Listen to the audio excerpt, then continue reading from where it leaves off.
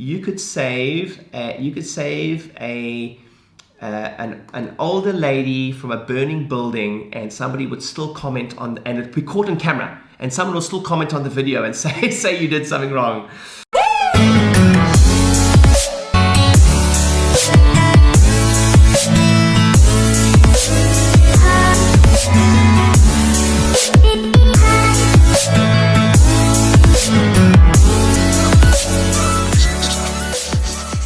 Good times flatter the good times really flatter the average, and rising tides like raises all ships, right? So when the economy is booming, where there's disposable income, etc., I always say we get to cheat a little bit and be pretty inefficient at times and make okay money.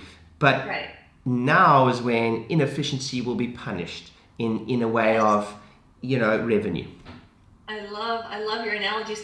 Now, another thing we talk about on this podcast is exposure. We typically talk about it from a standpoint of how do we become known and become a local celebrity in our community. And during these times, it's going to be different, but we don't have to lose that because we still have an obligation to be leaders in our community. And I see it actually as an opportunity to step up and lead, like you mentioned in the very beginning. How are you and your offices still increasing the exposure and still becoming known, even if new patient generation isn't the priority, but maintaining calmness and maintaining stability within the community? It's such a great point. It's such a great point, Helen. And I think it's interesting. I think it's in Think and Grow Rich. He talks about every adversity carries within it a seed of equal and opposite opportunity.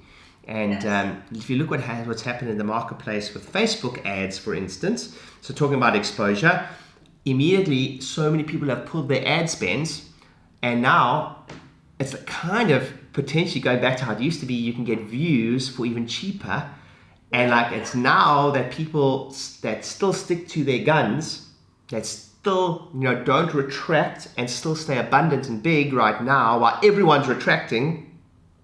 It's like Warren Buffett says, when everyone's spending,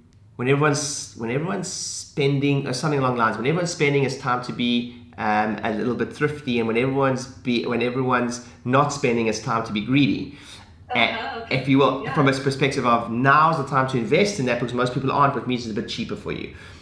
But my number one tip, and in my whole inner circle group have really embraced this, is especially right now, the thing that stops us from putting exposure out there and serving our communities is often self-imposed fears from judgments, especially from our peers, right? So we're like, the stories around.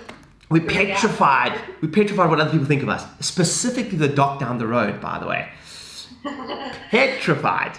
And I would first say you've got to squash that little voice, first of all, because no matter what you say, by the way, someone's not going to like it.